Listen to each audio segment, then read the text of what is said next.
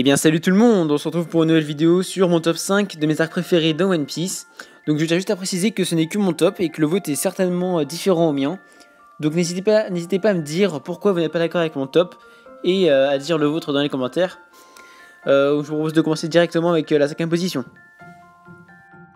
Alors en 5ème position, je mettrai l'arc d'Enies Lobby, dans lequel nous voyons une certaine progression de la part de l'équipage, notamment Luffy qui nous montre pour la première fois le Gear Second ou encore le Gear Third, Zoro qui nous montre la forme d'Ashura avec ses 9 bras et ses 9 épées, Sanji qui nous montre sa jambe enflammée pour la première fois aussi, et Chopper avec sa forme gigantesque, on dirait un monstre. J'aime aussi cet arc car on voit des combats assez impressionnants, notamment Chopper contre le monsieur avec les cheveux longs, je me souviens plus de son nom, Luffy contre Blue Uno et contre Rob Lucci, Zoro contre Kaku, la girafe, Sanji contre Jabura, l'espèce de loup, et enfin Nami contre la femme qui a le pouvoir des savants. Voilà, tout simplement. On passe maintenant au top 4.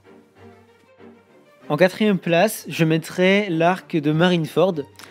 Alors je sais que beaucoup de personnes le mettraient en premier cet arc-là, mais pour ma part, non, je le mettrai en 4ème position. Parce que pour moi, les 3 premiers sont vraiment voilà, top du top. Vous verrez ça juste après. Donc pourquoi Marineford? Parce que tout d'abord, je trouve que dans cet arc, on ressent une certaine nostalgie, puisqu'on retrouve des personnages qu'on a vus au cours de l'aventure, notamment Crocodile, Mr. Sui, Baggy Clown, Kobe, Hermep et même Shanks à la fin de l'arc. J'aime aussi cet arc parce qu'il y a un but bien précis, c'est sauver Ace, donc le frère de Luffy et le capitaine de la seconde flotte de Barbe Blanche, ça tout le monde le sait. Mais voilà, pour moi ce qui fait la beauté de cet arc là, c'est que ça se termine pas comme prévu. Et donc vous le savez tous je pense, voilà, Ace est mort, et Barbe Blanche aussi du coup. Et donc pour moi je pense que j'aurais pas mis cet arc là en 4ème position si la fin a été tout autre, voilà, tout simplement. Bon maintenant pour le top 3, j'ai vraiment eu du mal à les classer ces 3 là, ces 3 arcs là, mais finalement je les ai départagés sur un autre critère, c'est la longueur de l'arc. Donc pour cette 3ème place, je mettrai l'arc sur l'île des Shabondi. Donc je tiens à préciser, je mets cet arc là parce que je parle bien des 2 ans avant et des 2 ans après. Pour moi, ça fait partie du même arc. Je sais que dans l'aventure, c'est pas considéré comme le même arc, mais pour moi, là, dans ce top là, je considère comme le même arc. Voilà, ça à prendre en compte. Déjà, j'aime bien cet arc pour les 2 ans avant. Donc avec cet événement marquant quand Luffy frappe un dragon céleste, ou encore quand il combat aux côtés de Trafalgar Law et de Staskid contre les forces de la marine. J'ai trouvé ce passage là assez fort. Bien sûr j'ai bien aimé j'étais triste à l'époque, je pensais que c'était vraiment la fin de l'aventure quand l'équipage s'est séparé, mais finalement ça donne du piment à l'aventure, ça change un peu. C'est vraiment bien pensé de la part d'Oda d'avoir fait ça, cette petite ellipse, et voilà, c'est pour ça que déjà que j'aime ces deux ans avant, voilà. Ensuite pour les 2 ans après, j'aime bien parce que voilà, ils se retrouvent, là pareil, une certaine nostalgie, hein, on retrouve tous les membres de l'équipage qui ont évolué, hein, ils ont tous changé à leur manière, ils sont devenus plus forts pour la plupart, ils apprennent une nouvelle technique, hein, voilà. Et pour le côté badass, notamment quand Luffy tue en un coup, enfin détruit en un coup plutôt un pacifista, alors qu'ils avaient même pas réussi à en détruire un à 3 les 2 ans avant. Ça c'était un passage assez fort, leur retour en force. Et aussi parce qu'il y avait un passage assez drôle avec les personnes qui essayaient d'imiter l'équipage de Luffy. Voilà, je trouvais ce passage assez drôle quand même, voilà.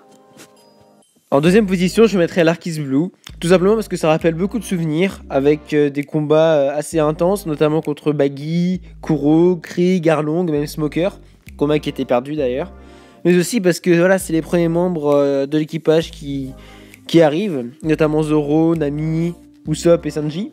Je crois que c'est tout avant de rendre line, ouais, je crois. Puis voilà, c'est par là que j'ai commencé One Piece, que tout le monde a commencé One Piece. Et juste pour la nostalgie, je mettrai cet arc là en 2ème position. Enfin, pour moi, le premier de ce top, c'est l'arc de Dressrosa. Donc je sais que peu de personnes aiment cet arc, notamment parce qu'à la fin de celui-ci, les épisodes sont un peu rallongés. Mais je trouve pas ça vraiment dérangeant par rapport à l'ensemble de l'arc, qui est vraiment fabuleux, notamment avec la corrida Colosseum, avec les 4 blocs A, B, C, D, qui sont tous plus intenses les uns que les autres. Mais j'ai quand même une petite préférence pour le bloc B. C'est pas celui à Luffy, mais le bloc B avec Bartholoméo qui gagne à la fin était juste magique. J'ai bien aimé le passage aussi où Luffy retrouve Sabo. Il pensait que ce dernier était mort, mais finalement pas, et c'était un bon moment. Et puis Sabo, vous le savez, qui mange le fruit de Ace du coup, et qui récupère ses pouvoirs. J'aime cet arc aussi pour les nombreux combats qui se sont déroulés entre l'équipage de Luffy, les gladiateurs de la Corrida Colosseum et les membres de la Don Quichotte Family.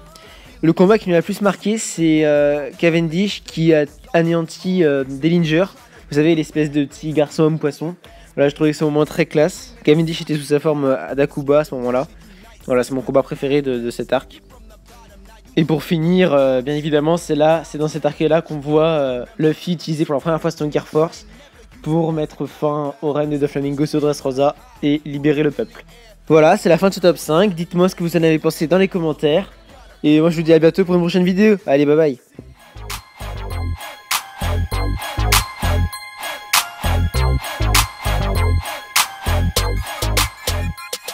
In the